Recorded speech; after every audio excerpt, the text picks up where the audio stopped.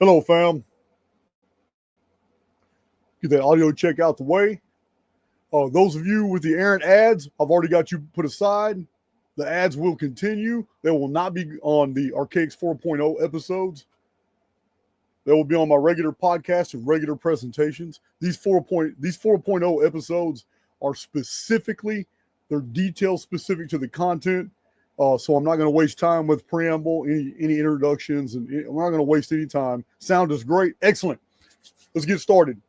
So, Archaix 4.0. You guys know I've been holding back. I've been telling you I've been holding back. In the dissemination of a bunch of information that I've given you on the Phoenix phenomenon, I've never given it to you all. I have so many notes. I have boxes. So I have so many bookmarks in so many different books. There's never been a time in my life when I've been able to just put it all together. It's too much data.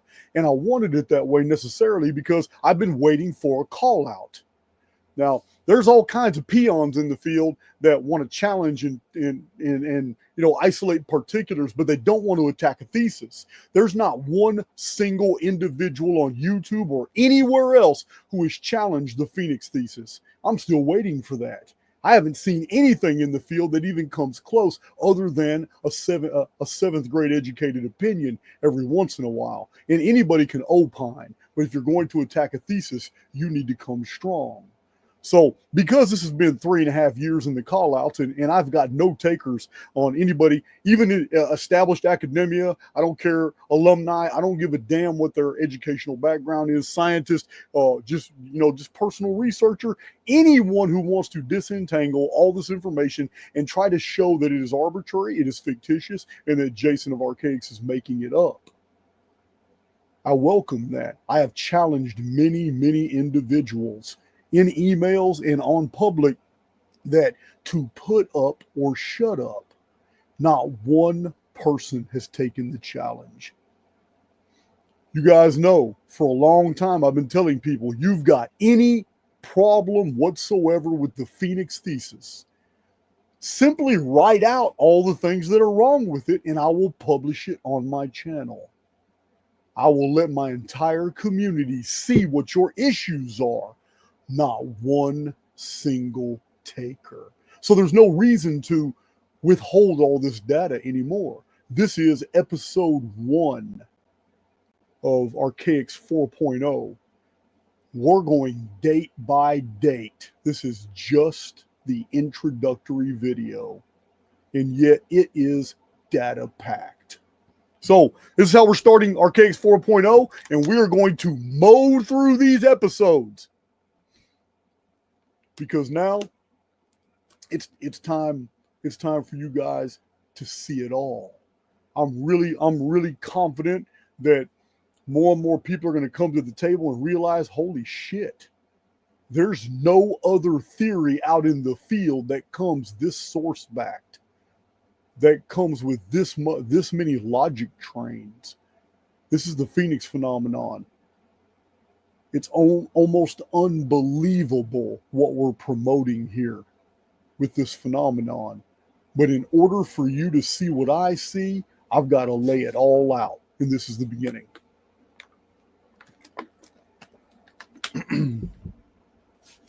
All right. Check my chat before I go in. I've done more and more. You guys know for the first 4 years, I did a lot. Shoot from the hip. I really know my material, but I apparently have a pretty large deaf following, and they really appreciate it when I do my videos, and they can read the text because they can't hear me, but they can read the text, and they read faster than we do. So all of the Archaix 4.0 presentations, every single one of them will be the actual text that you can see. You can see the quotes, you can see the sources, who said what. You can see the math. Jeff Stout, my buddy. I sure do need to go island hopping. I got another friend in Hawaii. Ian been trying to get me out there to Hawaii. All right, let's go.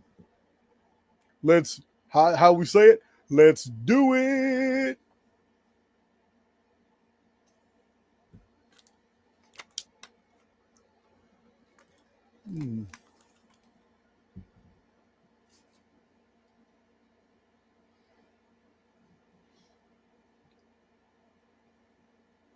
All right. Oh, on a side note, I did forget to mention. Yeah, I know my Cypher community's happy. I loaded them up with things to look at before we do our first tutorial.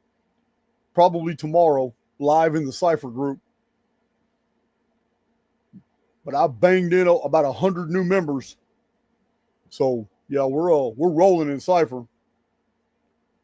And Doug's already working on the open source app. So yeah, we're moving fast. We're gonna be done with this before 6 months. Ionian science of the Phoenix. Even my Archaix veterans are going to be hearing some new stuff in this presentation. This is just the introduction. Let me share my screen. All right, let's see. All right. Put in. Oh, I'm in the Steam yard. I'm sorry. I was trying to, Tina Paris, you're the one asking to be a moderator. Been here a while. I accidentally put you on the screen when I was trying to give you moderator status. That didn't work because I'm in StreamYard. I'm not on YouTube. I would have to get on YouTube. I'm in the app. We can do that later. Somebody else too. Somebody who had lost their moderator wrench, and I recognized the name, and I was going to give him the wrench back. Matter of fact, you would even ask me if I took your wrench. Probably in the chat now. Anyway, I'm going to give those. I'm going to take care of that later. Let's share my screen. Let's get started.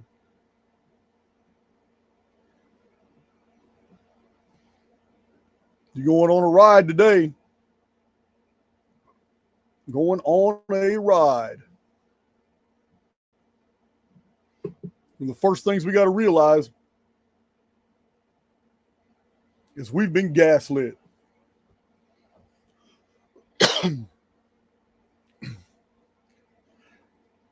We've been gaslit hard about eclipses, eclipse prediction, the science of eclipse prediction. We've been gaslit on all kinds of theories and ideas about when ancient philosophers, naturalists, and scientists began eclipse prediction tables, what the Mayan long count was designed to do, and how a lot of people say it was for eclipse predictions. The Venus almanacs, the ancient Venus almanacs also had something to do with eclipse predictions. No one has ever been able to show that the science of eclipse prediction has ever been a thing. You're going to see it here. You're being gaslit. We have no historical records of anybody accurately predicting an eclipse. None. But we do have historical records of the sun darkening, not by the moon, but by something else. That's not an eclipse. That's a phenomenon. We're going to get to it in here. All right. Let me see here. Put you there. Get right here.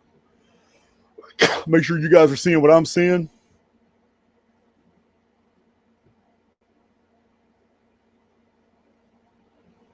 Yeah, it's not the first time you've been gaslit. We've all been gaslit. We were all educated under the same premise, the same establishment, the same BS. But that's what Archaix is about. Disentangling ourselves from that morass of censorship, gaslighting, and BS that's been forced down to us. So welcome to episode 1, Archaix 4.0, Ionian Science of the Phoenix.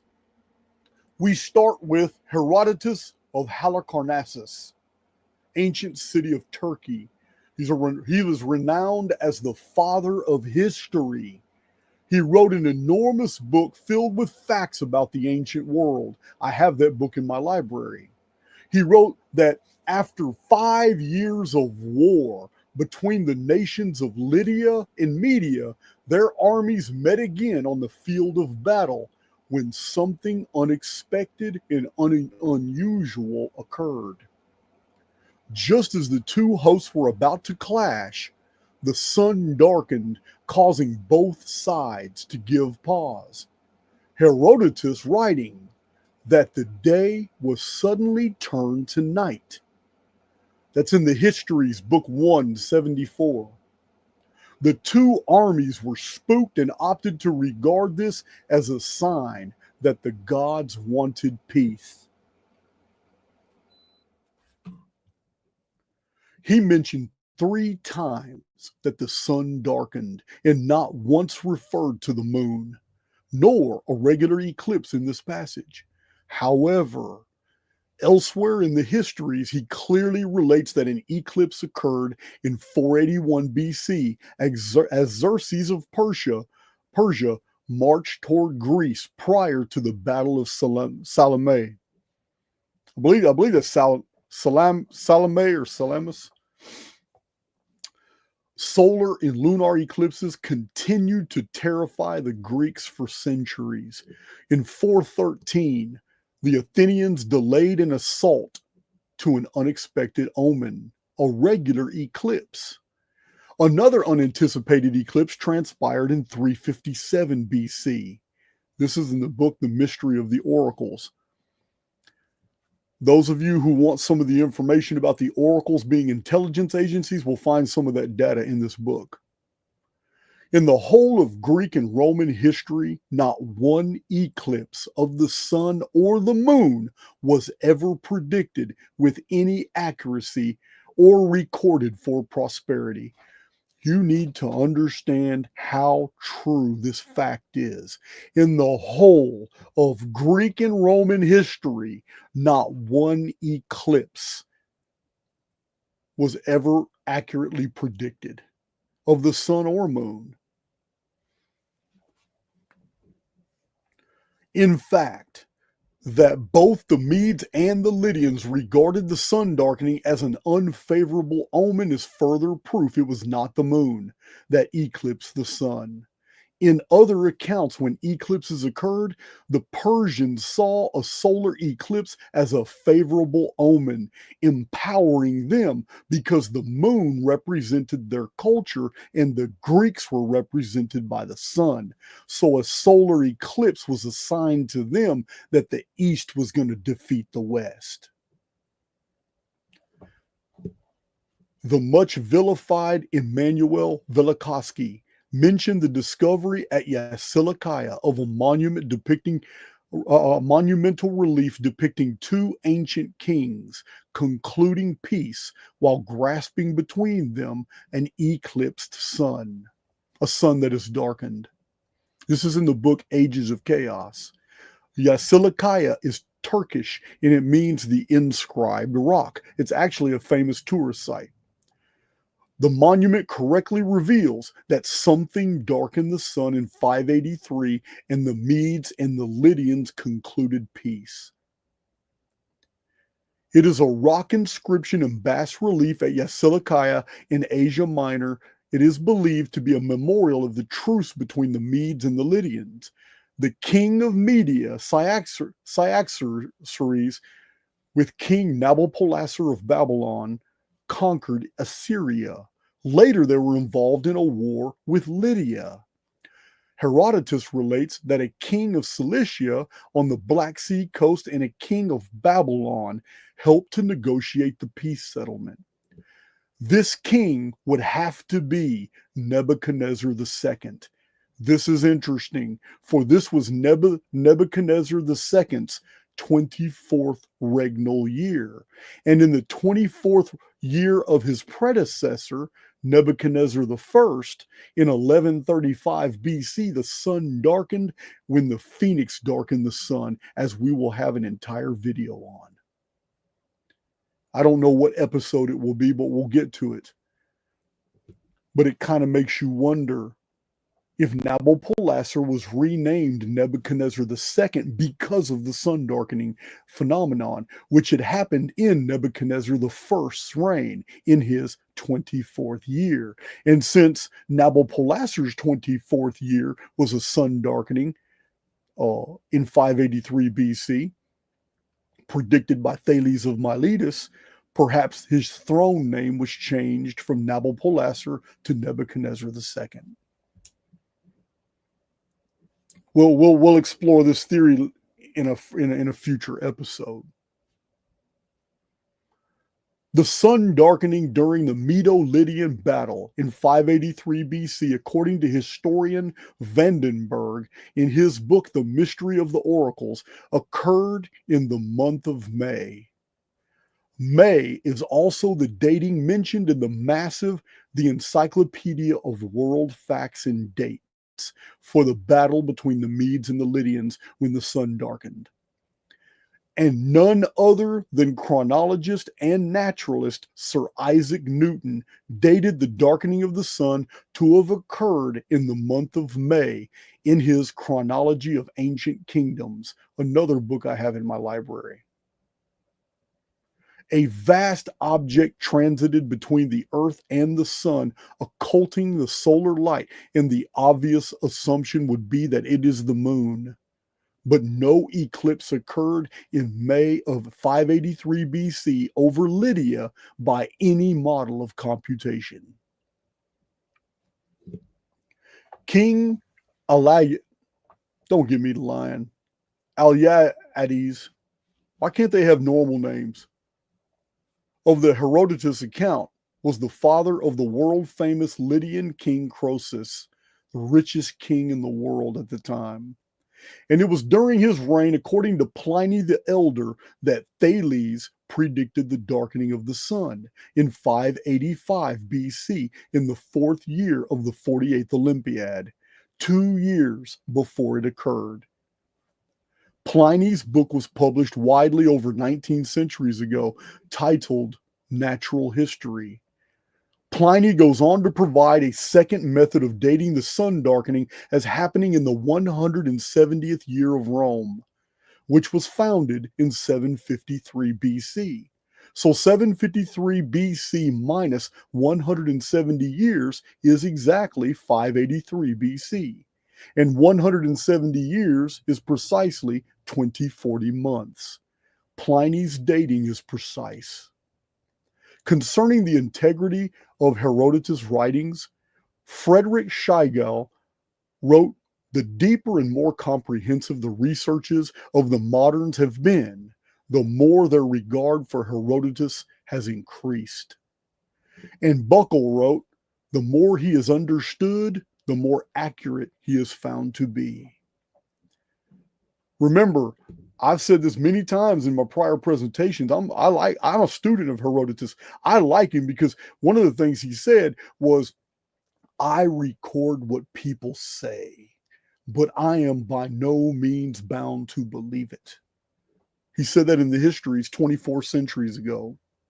Herodotus also mentioned a curious detail that deepens the mystery. He wrote that the sun darkening that stopped the Medo-Lydian War had been predicted by Thales of Miletus, a Phoenician by remote descent. With the rich heritage of Israelite, Amorite migrations filling the cities of Asia Minor for over 7 centuries, basically being the backbone of Ionian culture, it is not surprising to find that Herodotus claimed that Thales himself was a Phoenician by remote descent. Ionians, Milesians, Phoenicians, Israelites, and Amorites were all of the same ethnic stock, no different than Canadians are from the English or colonial Americans. Our scholars today will try to convince you that Thales merely predicted a regular eclipse, conveniently omitting any reference to the fact that Thales went on record predicting a darkening of the sun 2 years before it happened, and that the record shows that he predicted the year, not the day. Further, no science of eclipse prediction was known previous to this 583 BC date, and no science of eclipse prediction has passed down from Thales to today. Therefore, He must have predicted something else, and our establishment historians are gaslighting us. The sum of Thales' knowledge was carefully preserved through his students, but posterity has never received from Thales any science of eclipse prediction. This knowledge would never have been lost. We've been gaslit. Thales lived from 640 to 546 BC and is believed to be the first of the Greeks to travel to Egypt to receive formal scientific instruction. Thales dared to claim that earthquakes and deep rumblings of the earth were not caused by the god Poseidon, but were instead natural phenomena. Thales' genius was demonstrated when in Egypt he calculated the height of the Great Pyramid by calculating the ratio between his own shadow and the shadow cast by the enormous monument. Thales was accounted as one of the 7 wise men of Greece, believed to be the originator of algebra, and he taught that the stars were solids. Knowing that the moon's light was borrowed from the sun by reflection. Because Greek tradition holds that he accurately predicted the darkening of the sun, then this implies that the Greeks knew that it had been darkened. Thales was honored as the first of the Greek philosopher-scientists.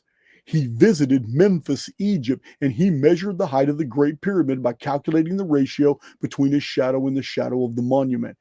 Thales believed that all things are full of God.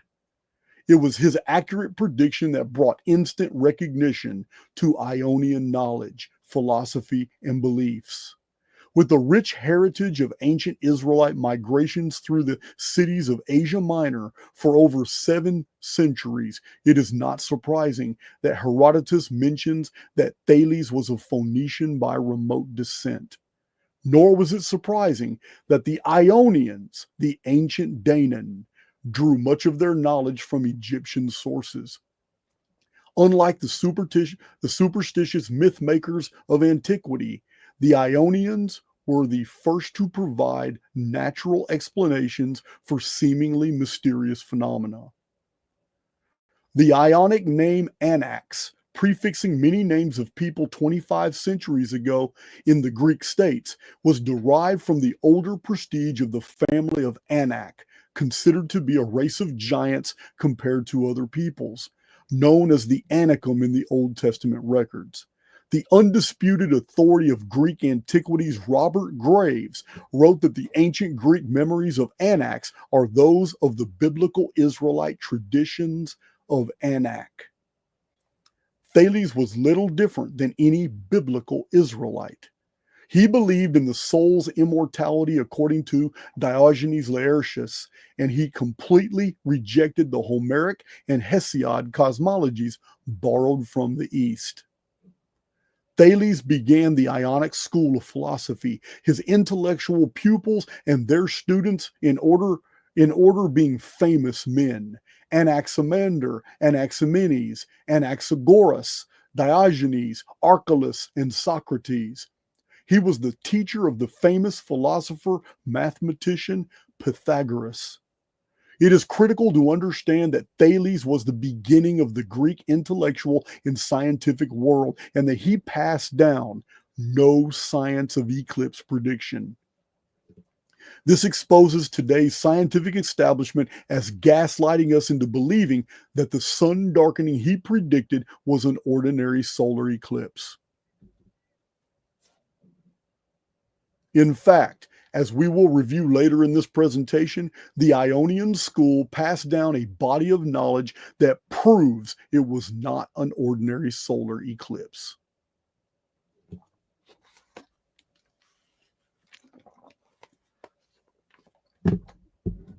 The affluent of Athens, of Corinth, and Thebes, the great principal Greek metropolises, all anciently settled by migrating Israelites, sent their sons to Ionian schools. Thales' most celebrated student was the philosopher Anaximenes of Miletus, a city in Asia Minor that had exported wave after wave of Israelite fleets.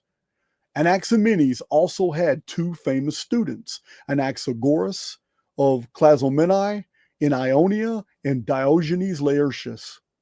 Many of the Ionian sages had similar names, like Anaximander of Miletus, who believed that the origin of all things was from an infinite God. Anaxarchus, also of Ionia, who accompanied Alexander of Macedon into Egypt in 331 BC, when he became Alexander the Great.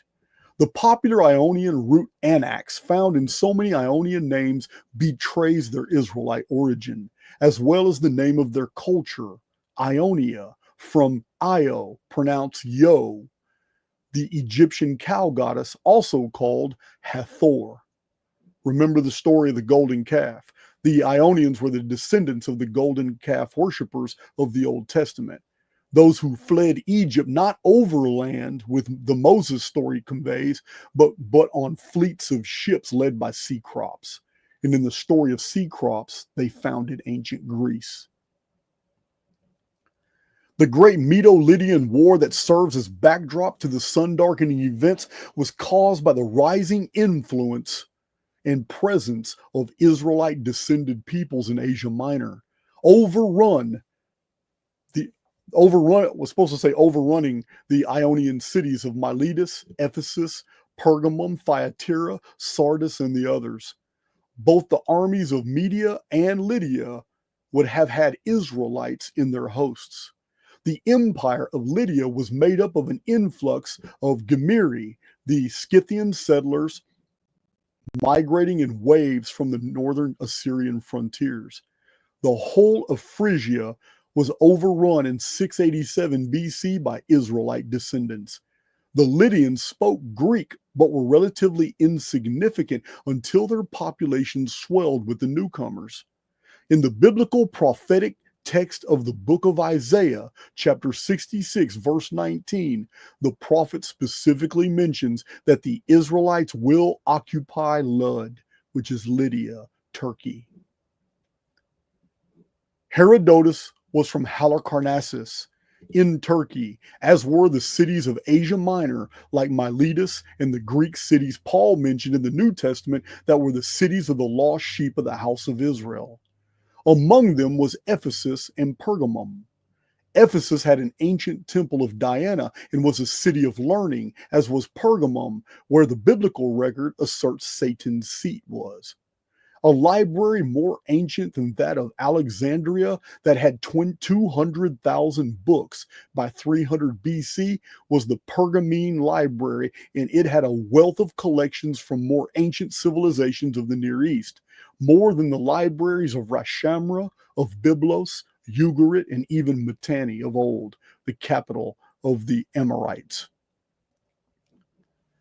The Ionian sciences were born in this land of ancient flood traditions, of Ararat and the traditions of the Ark, of the old Carian navigators, of the people of Anax, who were descendants of Noah, not related to their brothers Ham, Shem, and Japheth, but were through the lineage of Arba, son of Noah and Naamah.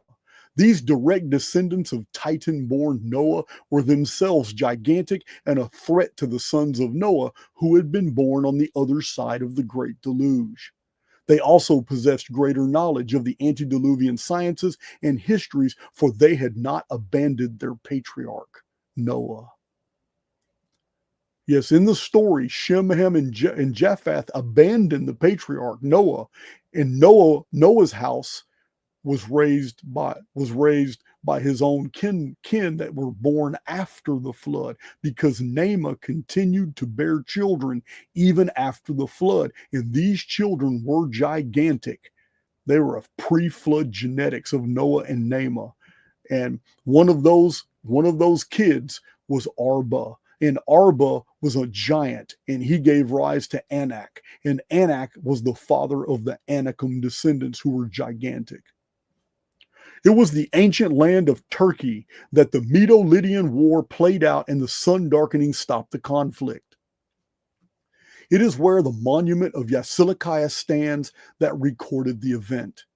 Turkey is ancient Hittite empire of Hatti, Hattusis, Ilium of the Trojan state and the subsequent Trojan War. Turkey is where later Phrygia and then the Lydian Empire was located, full of Ionian descendants of the Amurru, the Westerners, Israelite Phoenicians. Before the cataclysm of Noah, it was ancient pre-flood Turkey where the populations resided in the Huyuk settlements, and they bathed and performed their ceremonies in the Tepe sites before they vanished as a people into the underground cities like Derinkuyu, also in Turkey, before the cataclysm changed the world, and it totally buried all the Cattle Huyuk and the Göbekli Tepe type sites, because there's over 100 of them. Thales inherited the knowledge of the Amurru, of the Syro-Phoenicians and Ionian scholars.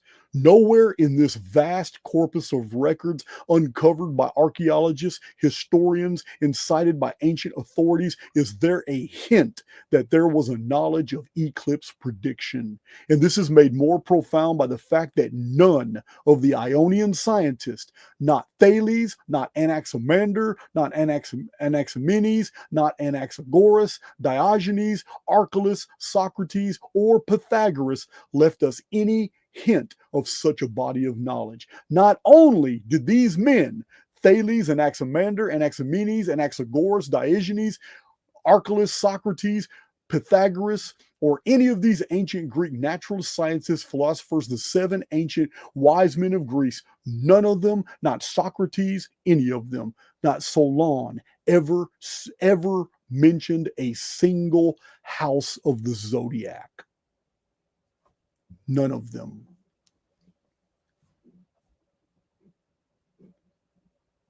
Eclipse prediction and the zodiac seems to be absolutely unknown to the ancient Greek sciences, and yet they were still predicting sun darkenings by a different agency, as we'll see. But they did leave us something else. After the great libraries of Carthage were sacked by the Romans in the Punic Wars, Roman-controlled Alexandria, Egypt began a great center of learning under the Macedonian Greek Ptolemies. The Ionic libraries of Asia Minor found a rival in Egypt as more and more scholars went to Alexandria to continue their educations. The Alexandrian library inherited the knowledge and copies of books from Pergamum and the Ionic cities, and one of the scholars who studied the works of Thales and the Ionian philosophers was an academic named Aristarchus. This Ionian mathematician, or Ionian-trained mathematician and astronomer, studied in the hallowed halls of Alexandrian library and had access to materials now lost. Censorinus in the 3rd century AD wrote that Aristarchus of Samos reckoned a great year as 2484 years, 2,484 years, a period of time that was between two cataclysms. This number is too specific. It is too arbitrary to dismiss. 2484 years betrays a knowledge of a definite chronology that existed in his time that he had access to. Otherwise, he would have asserted it was 2,500-year period. Interestingly, Thales predicted the darkening of the sun to occur in 583 BC, and exactly 2484 years after 583 BC is the year 1902 AD. 2484 is exactly 138 times 18. The number 138 coming up over and over as this thesis progresses. The year 583 BC was itself 1,656 years after the Great Flood in the year 2239 BC, when the Dragon King dynasty of China and Sumer collapsed. History indeed repeats itself, for the deluge was itself 1656th year of the pre-flood world, having begun in 3895 BC. As will be shown in another episode, 1656 years is the period recorded by Rashi to be between destructions, and Herodotus in his sun darkening account mentioned it was the time of Astyages, last of the Median kings, who claimed descent from the dragon dynasty of old Media. Is there evidence of a lost corpus of knowledge on a period of destructions so precise they could have predictive value? Are there references to a knowledge of periodic cyclical phenomena of this nature? The answer is yes. Thales traveled to Egypt and studied at the temple universities among the priest scholars in the same way and at the same time in history as Solon of Athens. Remember, Solon was receiving the history of Atlantis. Both men were academics and both were Greek. An Egyptian priest historian 26 centuries ago told the Greek statesman Solon at Sais in Egypt these words concerning the old world. When the gods purge the earth with a deluge of water, the survivors in your country are herdsmen and shepherds who dwell on the mountains. But those who, like you, live in cities are carried by the rivers into the sea. Just when you and other nations are beginning to be provided with letters and the other prerequisites of civilized life, after the usual interval, the stream of heaven, like a pestilence, comes pouring down and leaves only those of you who are destitute of letters and education. And so you have to begin all over again like children who know nothing of what happened in ancient times. You remember a single deluge only, but there were many previous ones. You and your whole city are descended from a small seed or remnant of them which survived. And this was unknown to you because for many generations, the survivors of the destruction died, leaving no written word. He said, after the usual interval, a cyclical event. About 150 years after Aristarchus and his 2484-year cycle of destruction, another learned philosopher naturalist wrote an amazing 7,400-line poem titled On the Nature of the Universe. We still have copies of this today. I have one in my own library. Lucretius died in the year 54 BC. He adhered to the philosophy that the unseen things of the world could be discovered by studying what is seen. He is famous today for his theory that the entire universe is composed infinitely of tiny atoms. Lucretius was troubled by the assertions of some that the world was very old because the whole sum of Greek knowledge of the past merely spanned back to the Theban and the Trojan Wars.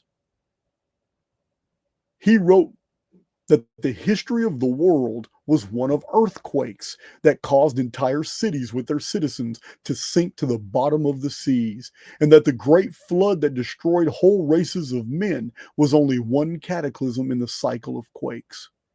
Lucretius' most incredible statement is that some unknown body, not the moon, passes over the surface of the sun and darkens the earth at a fixed time. A century after Lucretius, we have natural history composed by Pliny the Elder. The erudite and meticulous historian Pliny truly believed that one can know a lot about something and still not quite understand it. His epic work called Natural History is today internationally esteemed. His source materials including 147 Roman writers and 327 foreign authors. He was known to write down excerpts from all the books he studied, and his personal philosophy was that every book had something that he could benefit from. His penetrating research led him to conclude that throughout the span of human history, there transpired ominous and long drawn out eclipses of the sun, and that their cause was hidden by the rarity of their occurrence, and for this reason they are not understood. Pliny added that these strange darkenings of the sun were quite natural and that they transpired at fixed times. Long drawn out eclipses of the sun, their cause being hidden by the rarity of their occurrence. This means it was not the moon that darkened the sun. A man of immense learning who had written about Thales also wrote, "Absolutely nothing is being added to the sum of knowledge as the result of original research. Indeed, not even the discoveries made by people long ago are thoroughly assimilated." That's Pliny the Elder. He wrote this 2,000 years ago. Today's historians and scientific antiquarians gloss over these references, claiming that Pliny merely discoursed about regular eclipses, the transit of the moon between the earth and the sun. But Pliny does not mention that the moon is what darkens the sun, a significant fact that such a penetrating researcher would not have omitted. In his work, he dedicates his time to eclipses and the moon, but sets apart these other darkenings as the effect of something else. Even in Pliny's time, the science of eclipse prediction was still unknown 550 years after Thales of Miletus predicting the sun darkening in 583 BC. Pliny's time still knew no science of eclipse prediction. We've been gaslit.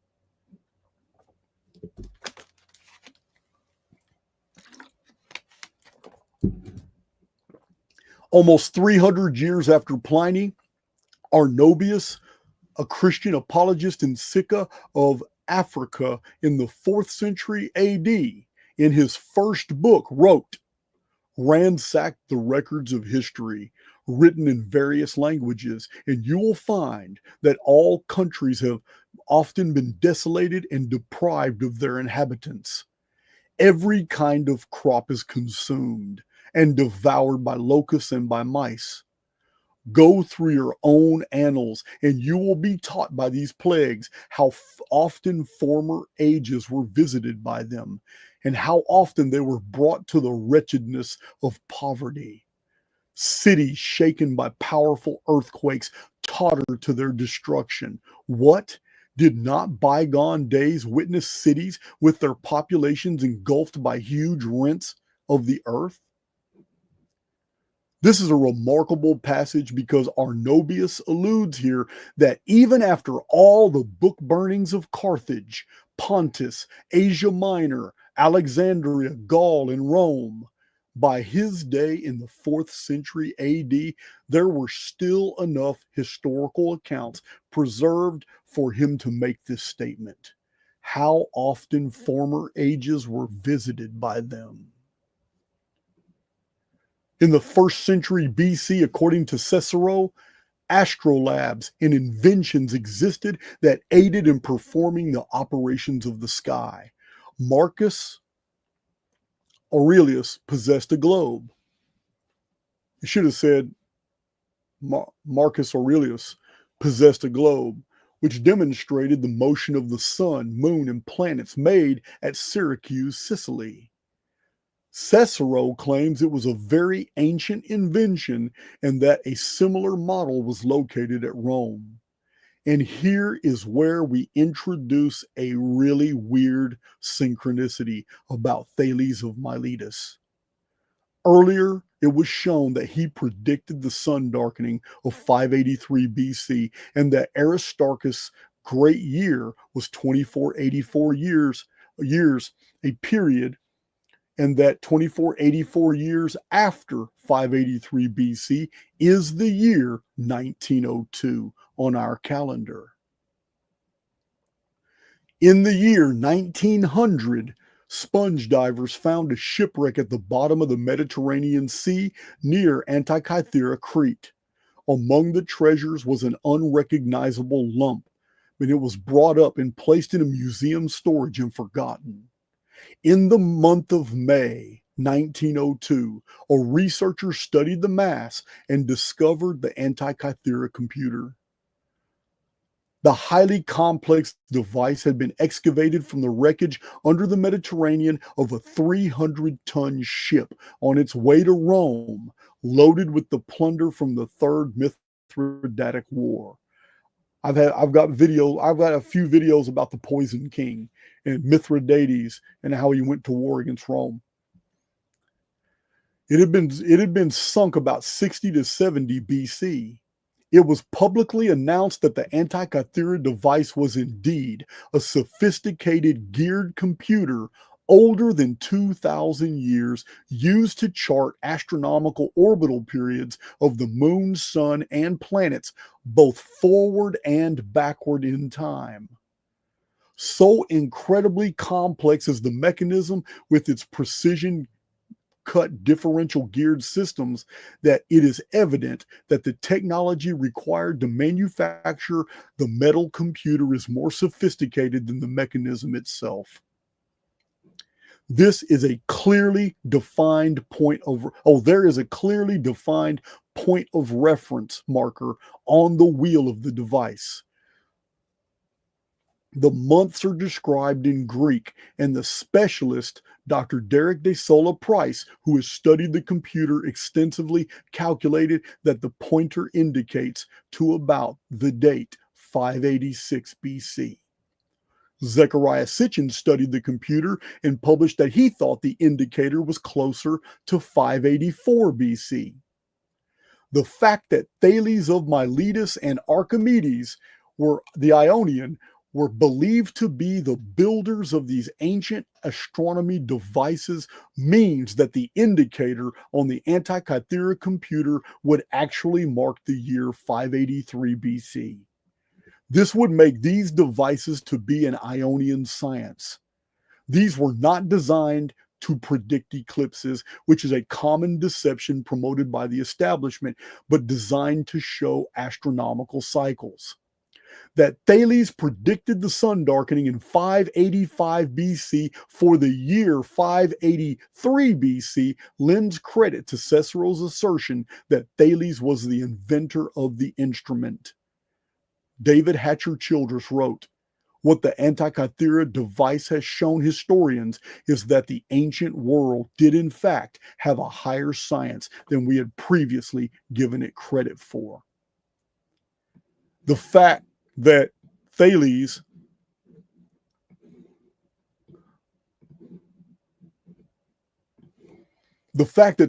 of Miletus predicted the year and not the day is absolute proof that he did not predict an eclipse of the sun by the moon. We are dealing with an entirely different phenomenon here.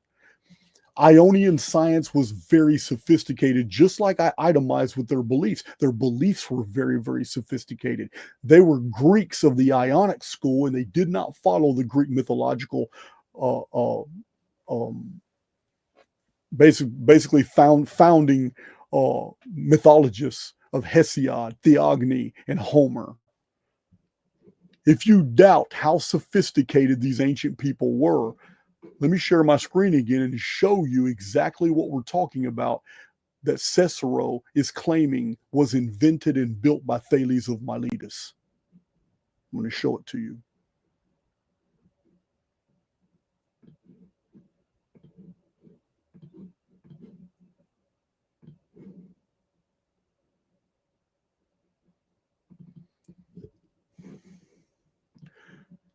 So this is the Antikythera computer found in an ancient Roman shipwreck.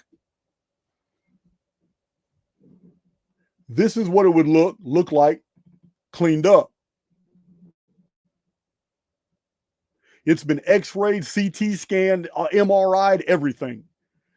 This is not clockwork from the early 19th century or the mid 19th century. This isn't even geared. This is differential geared, way more complex. Precision. In order to even make this, there would had to have been machine quality tools in order to make machine parts to make all this so precise. This is what a cross section of the X-rays revealed.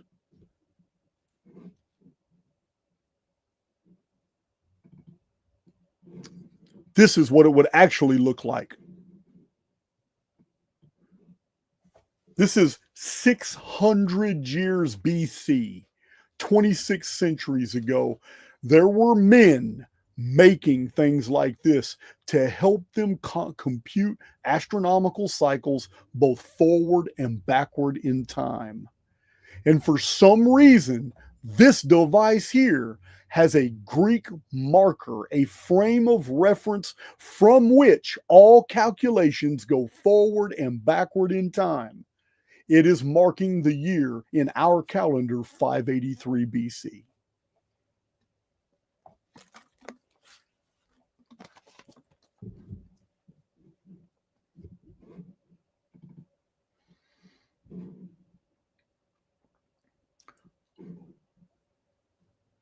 It would have been very, very sophisticated, but there's no way they would have made just one of these. It's machined. Therefore, there would have been a shop somewhere. Somewhere existed a shop in Ionia where they had the necessary tools, which were machines themselves, in order to make this 26 centuries ago.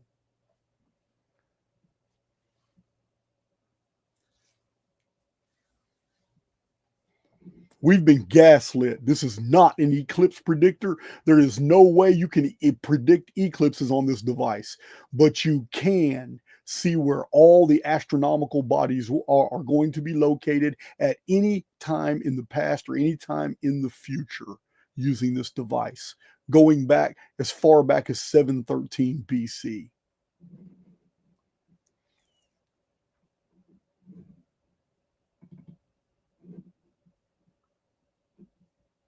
Look at that. Look at that precision.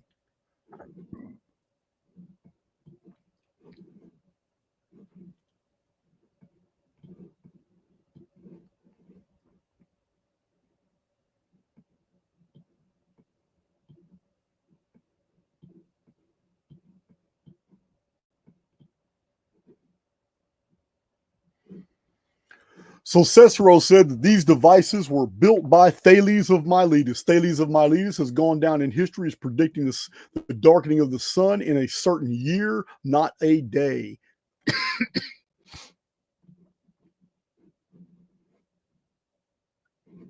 All right, let's continue.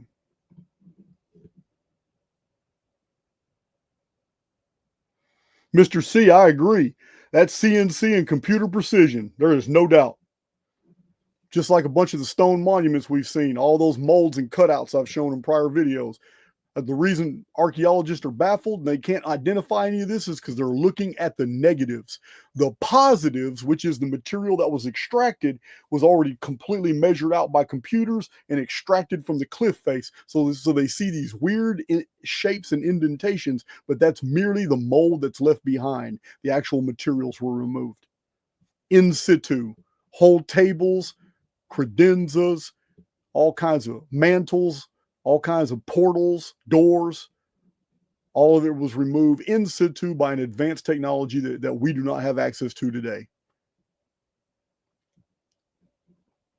So, what I just showed you was an Ionian scientific apparatus. These were the Antikythera computer may not have been the one built by Thales of Miletus, but it was Ionian science that led to this one being. The one that was found in this shipwreck may not be the one by Thales, but interestingly, in the field, isn't it so amazing that it was discovered to be a computer in 1902 in the month of May? For any of those new to the Phoenix phenomenon, this means nothing to you. For those already well aware of it, it has a deeper significance.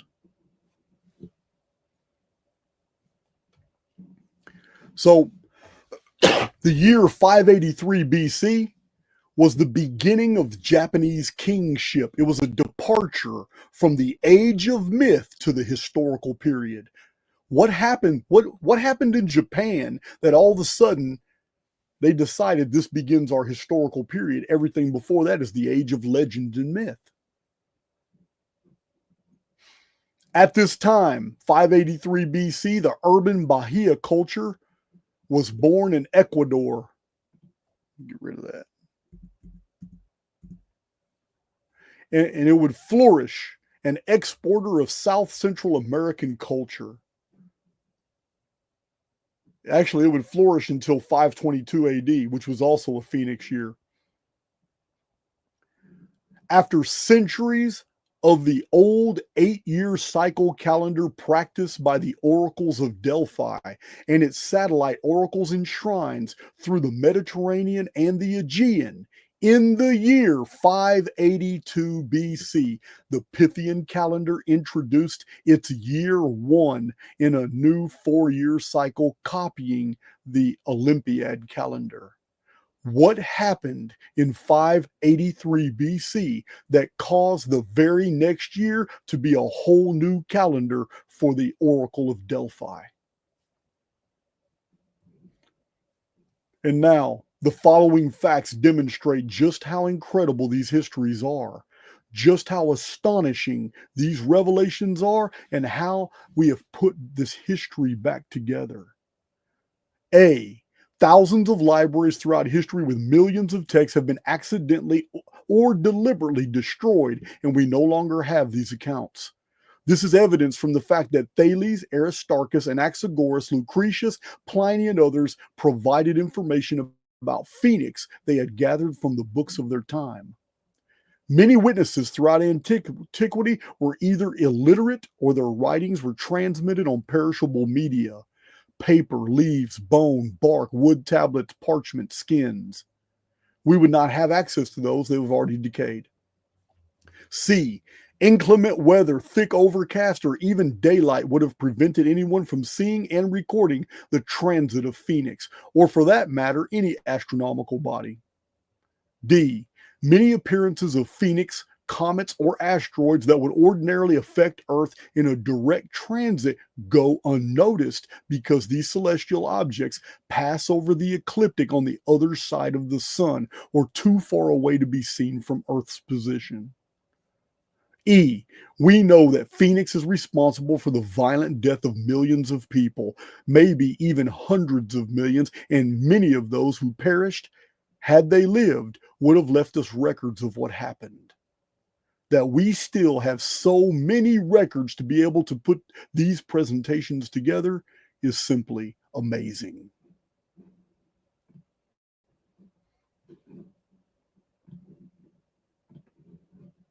So, I am not going to stretch out any Archaix 4.0 presentations longer than they need to be. This was the introduction to Archaix 4.0. And every one of them, some of them by necessity may be an hour and a half, some of them may be 2 hours, but they're going to be as short as necessary, but as long as needed. That concludes my presentation. Welcome to the very beginning of the Phoenix phenomenon, and I'm going to take you through every single bit of it forward and backward in time from 583, just like the Antikythera computer. We're going to go forward and backward in time because the more we analyze history through the lens of Phoenix resets, the closer people are going to understand just what's going to happen in 15 more years in the month of May in the year 2040. We're going to discover all of this together. That's my presentation, guys. Love you, and I'll holler at you. It is time for me to find something to eat.